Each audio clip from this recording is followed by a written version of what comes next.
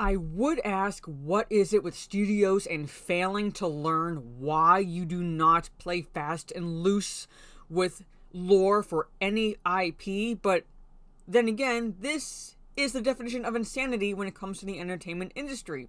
Basically doing the same thing over again and expecting different results. And in this case, again, playing fast and loose with the lore established by Tolkien.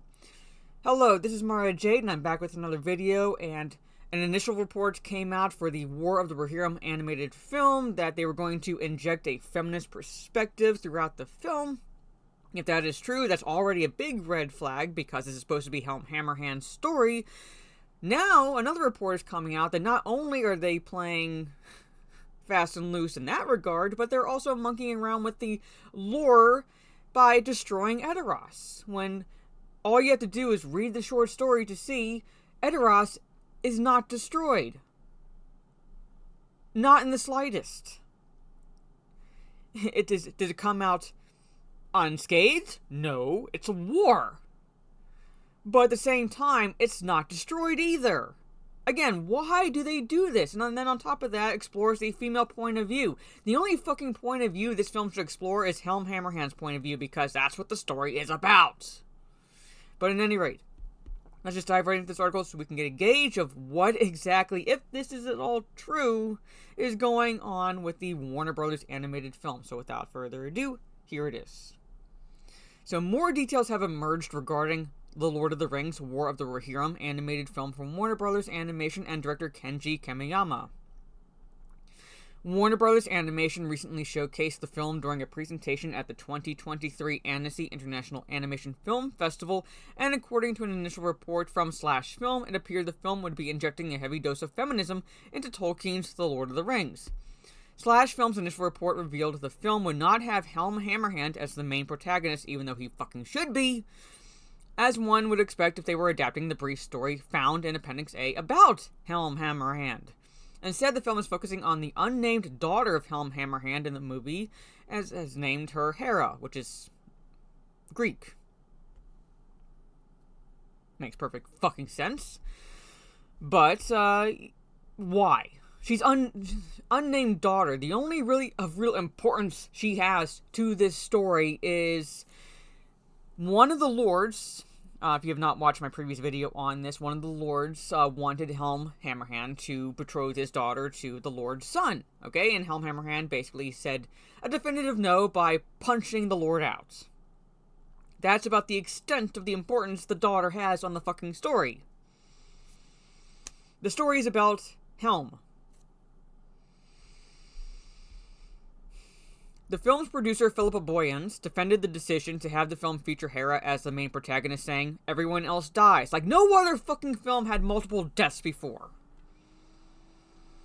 And you're tailoring this, or you're supposed to be tailoring this movie to Lord of the Rings fans. And Lord of the Rings fans know the fucking story, so they know what to expect. So why would you at all change it from focusing on the actual protagonist to some fucking unnamed child that he has? Again, the only importance this daughter has is the fact that Helm will not give her hand in marriage to a lord's son, and which basically begins a couple years after the fact what we're going to be seeing in the fucking movie.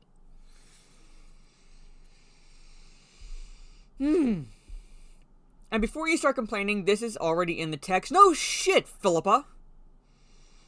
And also the story takes place centuries before the movies. Again, no fucking shit, Philippa. Not only would it feature Hera as the main protagonist, but according to Slash Film, there is a scene that, quote, shows the politics at play in Edoras, with the Lord of Rohan wanting to erase the history of a group of female warriors and banner women to the king, a prelude of things to come. Again, I would ask fucking why, but this is the current state of the entertainment industry. This right here, if true, is the current state of the entertainment industry. Now, a second report coming out of the presentation at Annecy International Animation Film Festival reveals that the city of Edoras will be destroyed in the film.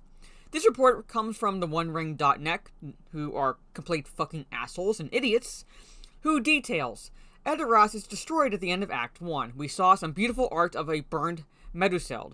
And the rest of the movie has about the wreckage of war. The destruction of Edoras is contrary to Tolkien's short story. Rohan loses to the forces of the Dunlendings and their allies led by Wolf in a battle at the crossings of Isam. He would lead his people to the safety of the Hornburg, where they were besieged. However, Wolf would also take a portion of his army to Edoras and take the city. Tolkien wrote, quote, Wolf took Edoras and set in Meduseld and called himself king. There Heleth Helm's son fell. Last of all, defending the doors. Okay, that should be a comma after Heleth, one of Helm's sons. Fell, last of all, defending the doors. So, the city was taken, but not destroyed. The city would eventually be recaptured by Helm's nephew, Freyolaf. Tolkien detailed, quote, Then Freyolaf, son of Hild, Helm's sister, came down out of Dunharrow, to which many had fled, and with a small company of desperate men he surprised Wolf in Meduseld, and slew him and regained Edoras. Alright? So again, did the city come out completely unscathed? No. It's a time of war, but it was never destroyed. It was captured. While there was clearly fighting in the city was not destroyed. First, Wolf took it as his own seat of power and declared himself king. It was then retaken by Freyolaf. Not only does the report from the OneRing.net claim that Edoras is destroyed contrary to Tolkien's writing, but the site also provided further information about Hera, claiming Warner Brothers wanted to have her as a protagonist because they, quote, wanted to explore a female point of view in Middle-earth. Like, that doesn't fucking exist already?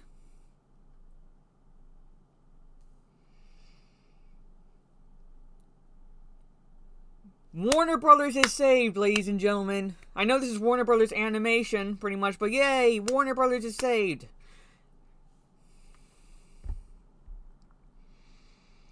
The outlet went on to note that, quote, she's not a warrior princess per se, not set. She doesn't become king.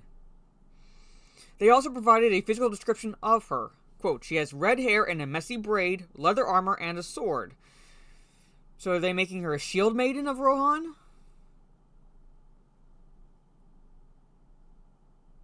We also see designs of her in formal dress. The OneRing.net also affirmed that Hera is based on the historical figure Aethelflaed, the daughter of Alfred the Great, who goes on to become Lady of the Mercians and defended her people from the invading Viking raiders. In fact, the outlet claims that the entire societal structure of Rohan is based on the Mercians and described them as a, quote, warrior culture with code. Family-based power structures and struggles with honor and loyalty being more important than wealth and riches. How about you base the entire societal structure of Rohan on what Tolkien actually wrote about the societal structure of Rohan?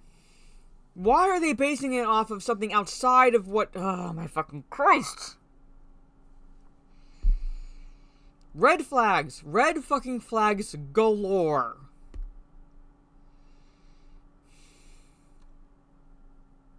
A positive sign is that the outlet noted Freyolaf does indeed become king as Tolkien wrote in his short story.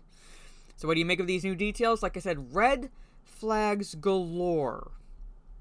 Red flags galore.